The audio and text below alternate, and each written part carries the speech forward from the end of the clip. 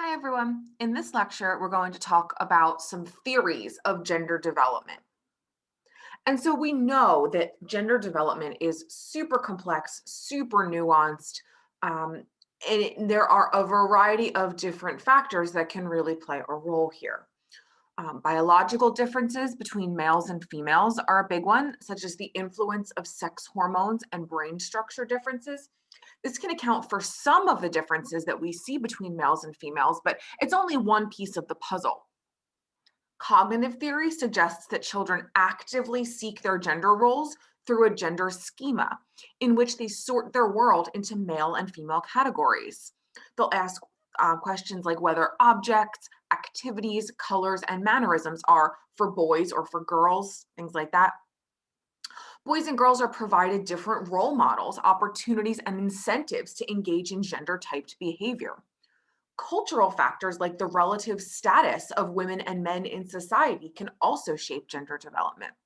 And learning theorists will focus on the ways in which children are reinforced for engaging in gender stereotypic behaviors, and also how modeling and media images promote gender stereotypic behaviors, asking the question, what is the role of society in imposing gender expectations on children? So let's dive a little bit more into each of these. Some researchers argue that biological influences in development emphasize potential ways that gender differences in behavior may be related to sex related genetic predispositions.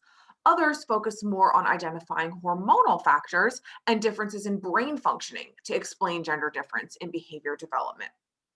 Evolutionary approaches, such as evolutionary psychology theory, suggest that behaviors occur because they helped humans survive during the course of evolution.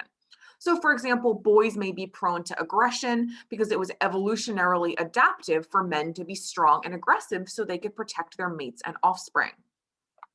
Similarly, girls may play with dolls because of their natural disposition to provide maternal care.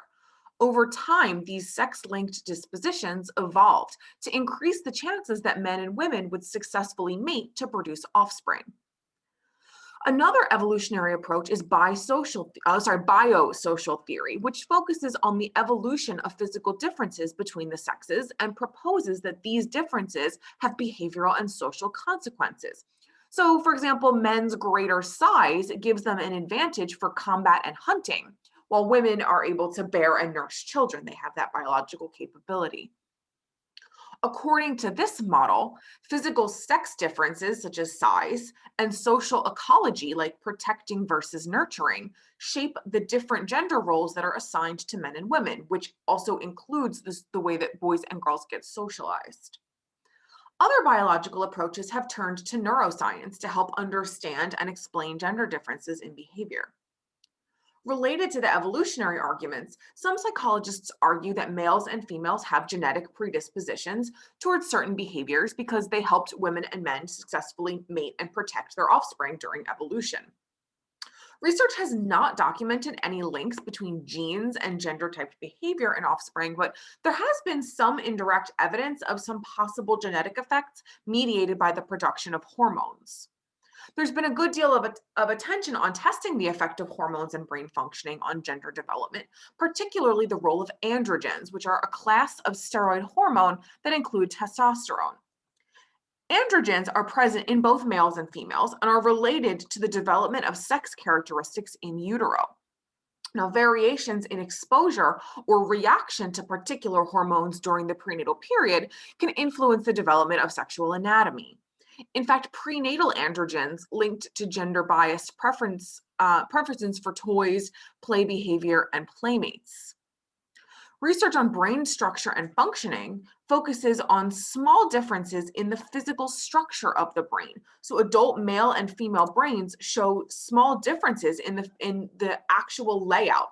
Although the role of these differences is unclear, and it's also unclear whether these differences are due to genetic or environmental influences, or more likely, some combination of the above.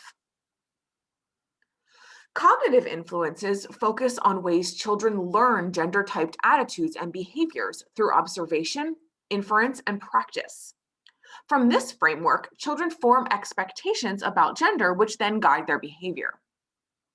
Cognitive theories stress children's active self socialization, a process whereby children's cognitions lead them to perceive the world and to act in accordance with their expectations and beliefs. Cognitive development theory was developed by Lawrence Kohlberg, who suggested that gender develops over the period between 2 and 6 years old, during which time children grow to understand that their sex cannot be changed. Once they reached this stage of development, Kohlberg argued that children would be motivated to watch how they were expected to behave and act in accordance with that gender role. So, in other words, it's not about a child feeling motivated by rewards to act in a certain way according to what's expected of them. Based on being a boy or a girl. Rather, their gender identity development depends on their sense of being male or female, which grows in stages matching their cognitive development and closely paralleling Piaget's theory of cognitive development. So Kohlberg identified three stages: identity, stability, and constancy. In the gender identity stage, children can say whether they are a boy or a girl, and they can also identify the gender of other people. However, they do not understand that this is a characteristic that typically doesn't change over time, like the length of someone's hair might, or the clothes that we're wearing. Now, of course, we know that there are ways that gender can change over time, but generally speaking, this is sort of what Kohlberg was getting at. Next is gender stability, where children develop an awareness that gender remains the same over time. So, in this stage, children start to realize that boys will grow up to be dads, girls will grow up to be moms, etc. But they still don't quite understand that gender can't be changed by changes in appearance or choice of activities. Then, around age 7, they enter the final stage of gender constancy, where they begin to understand that sex is permanent across situations and over time. Once they develop this understanding, they begin to act as members of their sex. So, in this way, Kohlberg argued that the most important aspect of gender development is not biological instincts or cultural norms, rather, it's a child's cognitive understanding of the social world around them. Now, I want to be sensitive to the variety of gender orientations that there can be. Kohlberg's theory doesn't really do a great job of taking into account transgender people or those who, whether or not they undergo a change. So do keep that in mind. I realize that some of that content may sound a little insensitive. Um, as an alternative to Kohlberg's theory, gender schema theory was introduced by Sandra Bem in 1981 and asserted that children learn about male and female roles from the culture in which they live. So, according to this theory, children adjust their behavior to align with the gender norms of their culture from the earliest stages of social development. And the motivation to enact gender typed behavior begins once children can label other people's and their own gender, which as Kohlberg noted, is usually about age 3. A gender schema model proposes that children develop their gender identity through internal motivation to conform to what society expects based on their biological sex. So, in a gender schema model, children organize experiences into masculine or feminine categories. Here's an example of classifying new objects and activities as, quote, for boys or, quote, for girls. So they tend to investigate objects and activities that are relevant to their gender and to ignore those that are associated with the other gender. But there's some inaccuracies. This schematic thinking is so powerful that children may actually distort their memory to make an example fit within the gender schema. So if they see a picture of a male nurse, they may remember him as a doctor because that's more consistent with the gendered norm. They also tend to add their own preferences to gender biases. So they make conclusions based off what they do or do not like. So a young girl who hates peanut butter may falsely declare that peanut butter is for boys because she's a girl and she doesn't like it. Therefore, it's not for girls. Therefore, it must be for boys. Now, we've talked a bit about the biological and cognitive processes involved in gender development. Let's think now about the role of culture and social structure. Bronfenbrenner's bioecological model, which we discussed earlier in the semester, differentiates among interconnected systems within the child's environment, ranging from the immediate environment or microsystem to the larger sort of chronosystem as a whole. This theory highlights the socialization of adult roles in the microsystem and gender typing practices perpetuating the structure for women and men. So, in other words, children's socialization practices within the family, peer group, classroom, etc., all serve to prepare children to take on gendered adult roles such as teacher, nurse, mother, father, etc.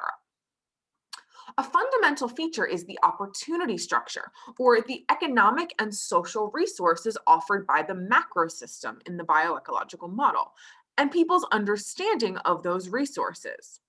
So, children have opportunities to practice particular social behaviors. Things like playing house provide children with context for developing socio-emotional skills, while playing as a construction worker contribute to spatial skills, albeit in very gendered ways. Children observe the people around them behaving in various ways. These people then function as models who provide examples of behavior to observe and imitate. For example, masculine and feminine, pro and antisocial, etc.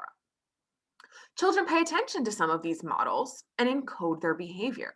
And they may then later imitate the behavior they have observed. And they may do this regardless of whether or not the behavior is gender appropriate. But there's a number of processes that make it more likely that a child will reproduce the behavior that its own society deems appropriate for their gender. First, children are more likely to attend to and imitate those people they perceive as similar to themselves. So, girls likely mimic the behavior of women, and boys likely mimic the behavior of men.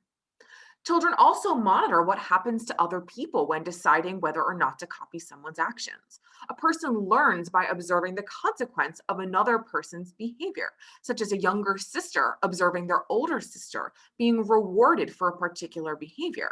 The younger sister is going to be then more likely to repeat that behavior herself. This is known as vicarious reinforcement. And we can think of this as, if a young girl sees her older brother reprimanded for playing with trucks, she might then, that might influence her own behavior. Or perhaps a better example is if a young girl sees her older sister rewarded for playing with dolls, the younger sister might then be more likely to play with the dolls because of that vicarious reinforcement. She's learned that this is a good behavior to engage in. Children are also influenced by the consequences from their own behavior. If a child imitates a model's behavior and the consequences are rewarding, they're more likely to continue performing the behavior. If a parent sees a little girl consoling her teddy bear and praises her, saying, "Oh, what a kind, good girl you are," it's likely that she's going to repeat the behavior versus a young girl playing with a truck and their parents giving them a hard time or shaming them or scolding them about how that's not ladylike, that's not something little girls do, etc. So, up next, we're going to talk about some of the different milestones that occur as we develop from infancy up through the lifespan, and the different things that can impact the way that our gender roles develop.